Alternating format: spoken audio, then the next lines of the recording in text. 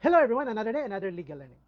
Can school conduct random bag checks on students or this is a violation of their rights? Tara, let's talk about this.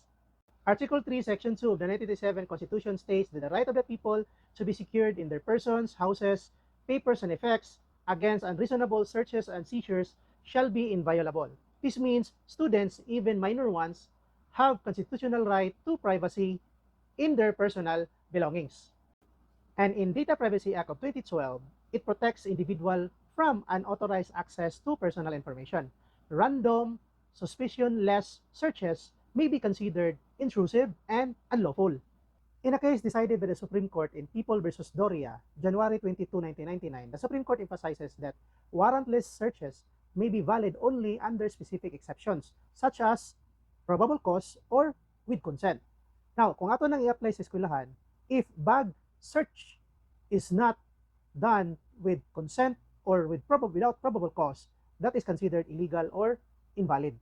Another jurisprudence explains, Caballes versus Court of Appeals, January 15, 2022, si Supreme Court niingon siya na ang right of privacy is a fundamental rights that must be protected against arbitrary intrusion. Meaning, kung ang random bag checks is done arbitrarily, this means that it violates the person's privacy. So, unsay possible rule sa PTA and the school in order to do safety measures sa tuang mga public schools regarding aning mga safety bag inspection. So, of course, ang school ug ang PTA, mukuha din sila.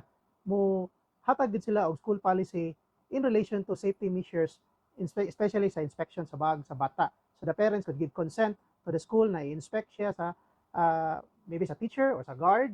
And of course, ang pag-inspect is not done arbitrarily. Kinahanglan gyud voluntarily given and consented by the student mismo. Practical balance, unsa ray allowed? Number 1, visual inspection. Only the outside of the bag ang imong inspect. Second, asking the student to open it voluntarily. And third, if naay suspicion or probable cause na naay naka-report, example na naka-report na nagdagan naghinagiban, silyo ba or pusil, munang pwede nimo siya i-search. Pero ang dili allowed kanang forced search na wala gyud probable cause. And another is, ang random bag checking is done using humiliating or discriminatory manner. Di na siya pwede. Illegal na siya, and in fact, violation siya sa privacy rights sa mga bata.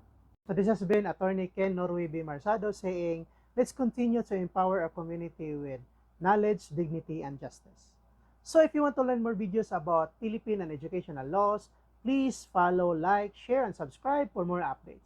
Thank you so much for watching, and God bless.